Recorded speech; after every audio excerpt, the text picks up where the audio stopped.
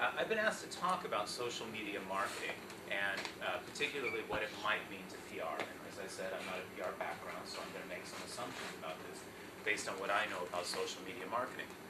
The first thing I'd like to do is start sharing some statistics with you. And these are statistics you might be familiar with, but it's good to share it in order to kind of get the momentum and the tone of what it is that we're dealing with right now.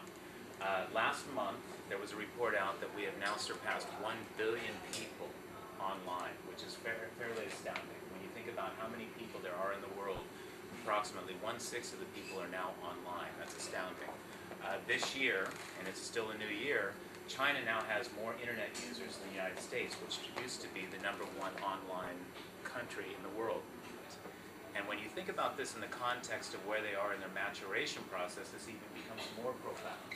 Because right now, Europe and the United States, or North America, we can call it that, right now is pretty much saturated, okay?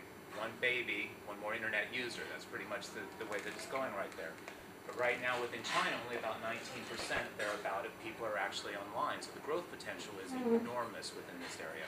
Okay? So that lives. I mean, who of us isn't on Facebook? Who of us isn't on LinkedIn? You know, so you can't deny the fact that what you're doing every day is not somehow relevant to your business. Because what I feel is there's a democratization of the internet. That's something, that's my term, that's not anybody else's. And I believe right now, because of the internet and social media spaces, everybody, doesn't matter who you are or where you at, you now have an equal voice in being able to put your opinion out there, your comment out there, share whatever it is you want, touch other people around the world. That's what you do.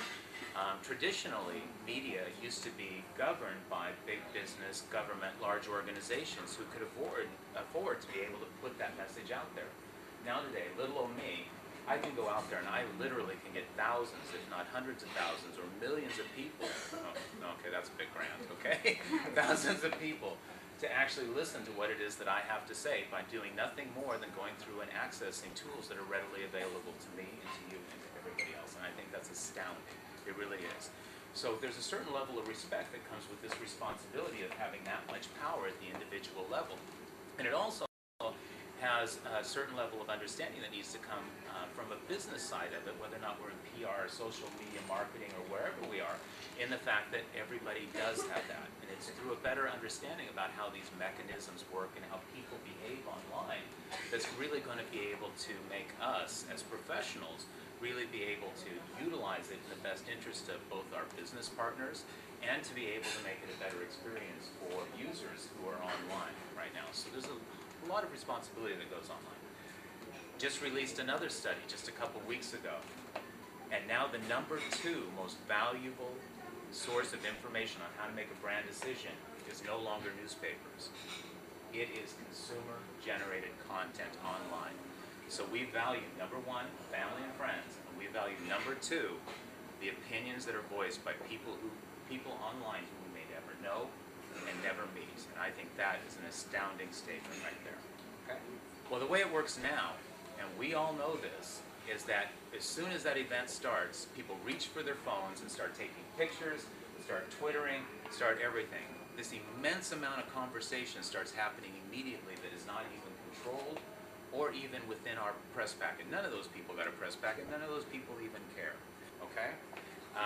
People will pick up information. If you give them the right message to say, you give them the pictures that they want, you give them the things that they want, they will be much more comfortable passing those on than they will be about making things up themselves. However, that said, if you don't give people the words to say, people will make up things themselves. So if I had to say from a PR perspective, one of the things that you need to do is acknowledge that a significant amount of the conversations are happening completely outside of what you probably planned for. It's happening on Twitter, Facebook, and everything. And these are all good for you. These are not bad things. These are people who are excited about what it is you're doing. They're not there to cut you down. They're actually excited. That's why they do it. If they weren't excited and interested in it, they wouldn't talk about you. So what you probably need to do is to get in front of the game. Start figuring out what it is that they're going to want to talk about. Start acknowledging that they exist. Start acknowledging their presence. And start putting out information out there in ways in which they can pick it up, make it their own, and pass it on.